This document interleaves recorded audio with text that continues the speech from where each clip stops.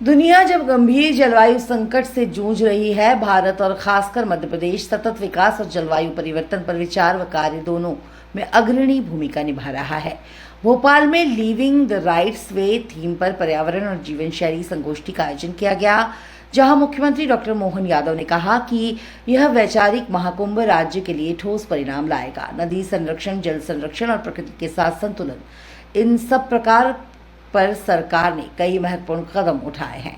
साल 2013-14 की राष्ट्रीय संगोष्ठी, 2014-15 में राष्ट्रीय सम्मेलन, 2015-16 में उज्जैन का विचार महाकुंभ और फिर 2024 में भोपाल का प्री कॉप आयोजन, ये सब दर्शाता है कि मध्य प्रदेश हमेशा सतत विकास की अग्रिम पंक्ति में खड़ा है। अब नवंबर 2025 ब्राजील के बेलम में कॉप 30 होने जा रहा है, जहां पेरिस समझौते की 10वीं वर्षगांठ पर कार्बन लक्ष्य और जलवायु वित्त पर बड़े फैसले लिए जाएंगे।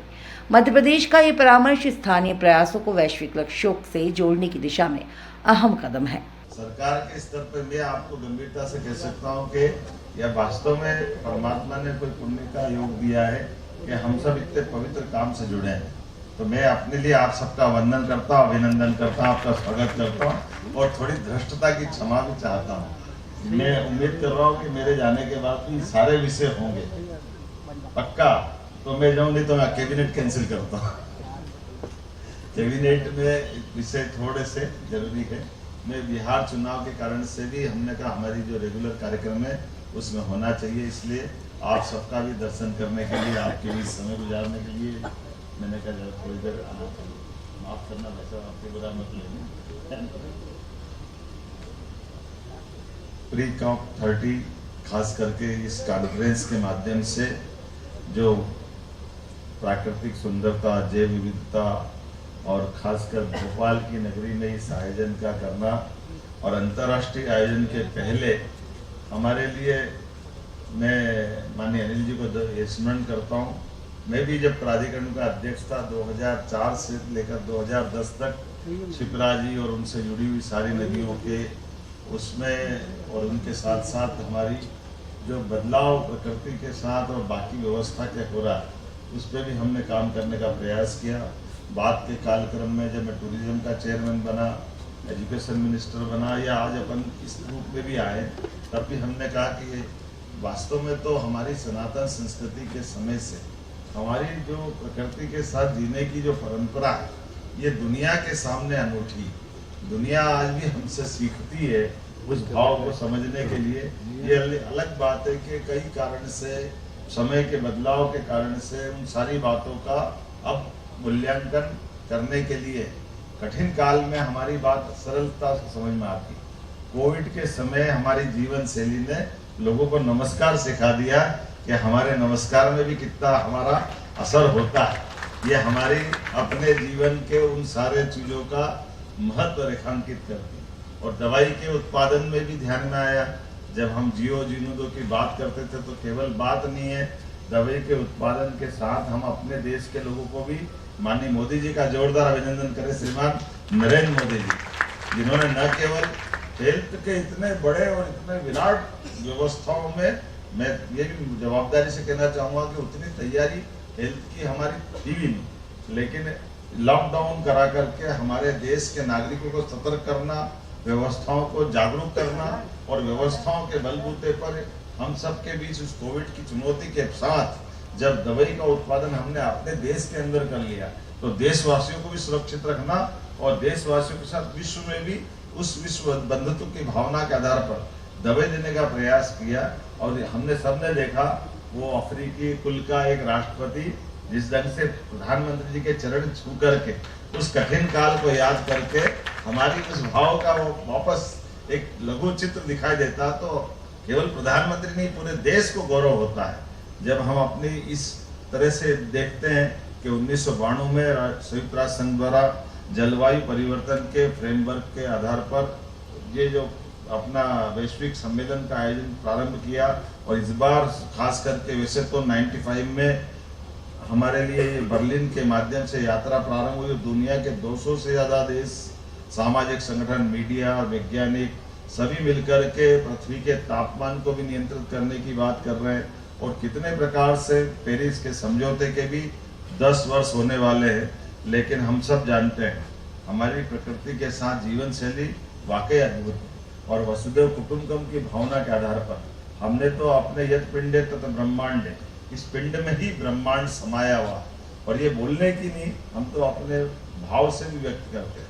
देवी देवताओं ने भी हमारे साथ अगर शस्त्र रखे, लेकिन वाहन से वो नाता जोड़ करके प्रकृति के जीव मात्र से प्रेम का भी संदेश हमारे देवता देते हैं। मैं आज के इस अवसर पर हम सब मिलकर के एक अच्छे विचार के लिए यहाँ बैठे हैं। मैं कुंभ की नगरी से आता हूँ, सिमस्त की नगरी से आता हूँ।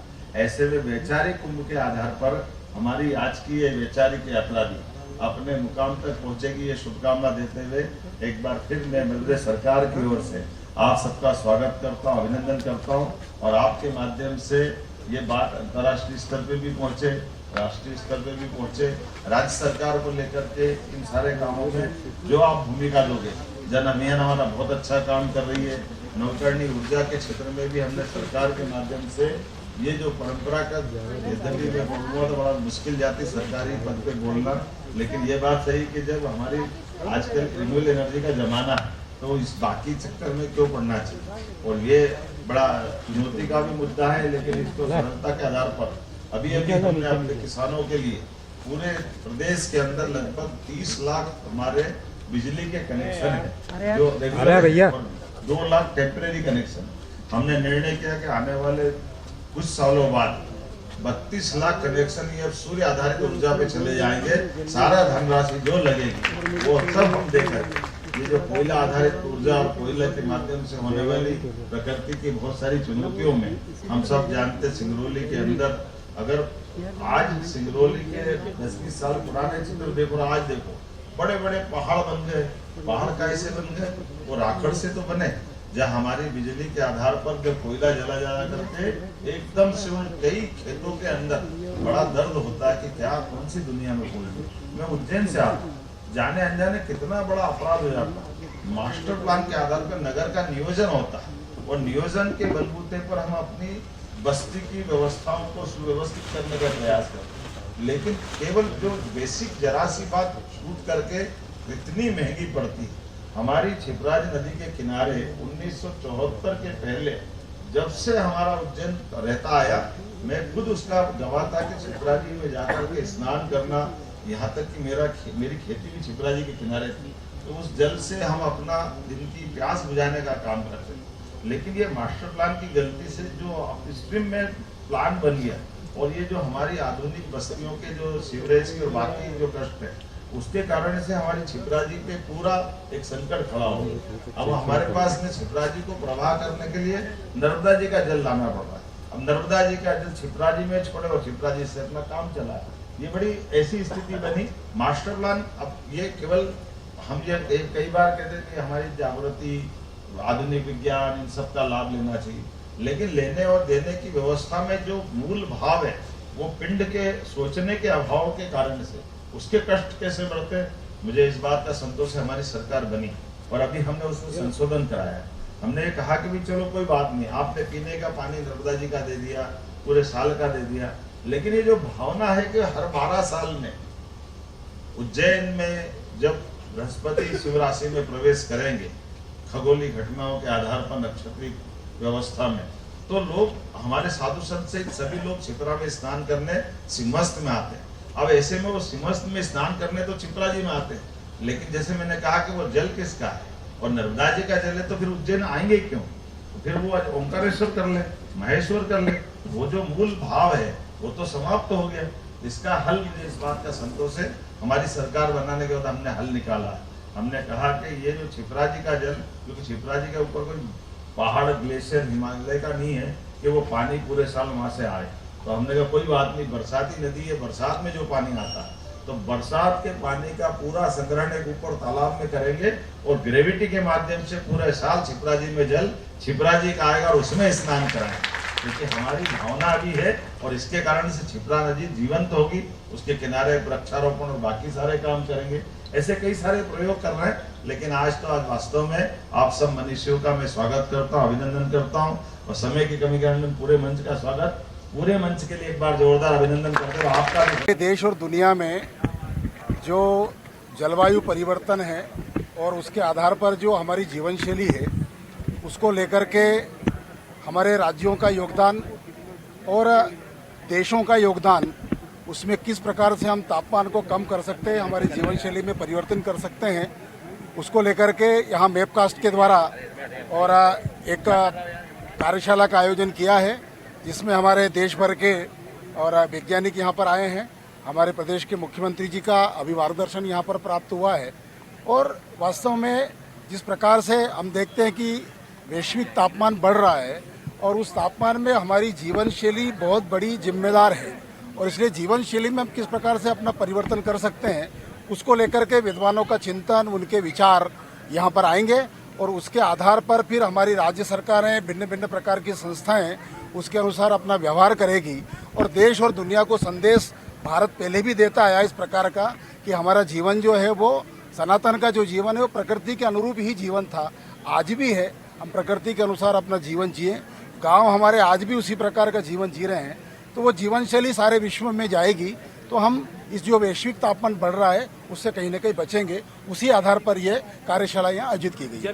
जन अभियान परिषद के माध्यम से किस तरह पहाड़ी वहाँ पर है, आपने भवानी प्रसाद मिश्र जी का नाम सुना होगा, जिन्होंने एक कविता लिखी, सतपुड़ा के घने जंगल ऊँघते अनबने जंगल। 1939 में उन्होंने वो कविता लिखी थी और जिस पहाड़ी पर बैठकर लिखी थी वो पहाड़ी ही वृक्षहीन हो गई थी। और इसलिए 1913-14 में जब उनका जन्म शताब्दी वर्ष आया तब मैं वहीं रहता हूँ, तो हमने तय किया कि इस पहाड़ी को हम फिर से हरा भरा करेंगे और जन भागीदारी के माध्यम से, बिना सरकार के सहयोग से, बैतूल के और आसपास के ग्रामीणों के माध्यम से हमने उस पहाड़ी को हरा भरा करने के लिए पहले उस पर कंट्रोल टेंच बनाए। 8,000 से ज़्यादा हमने खंतियाँ खोदी और उसके बाद 32,000 से ज़्यादा हमने उसमें पौधारोपण किया। और आज आप देखेंगे वहाँ जाकर के तो फिर से हम कह सकेंगे कुछ वर्षों के बाद में सतपुड़ा के घने जंगल। और यही हमारे भवानी प्रसाद मिश्र को सही श्रद्धांजलि है कि जहाँ पर बैठ के उन्होंने कविता लिखी थी वहाँ फिर से जंगल बन रहा है।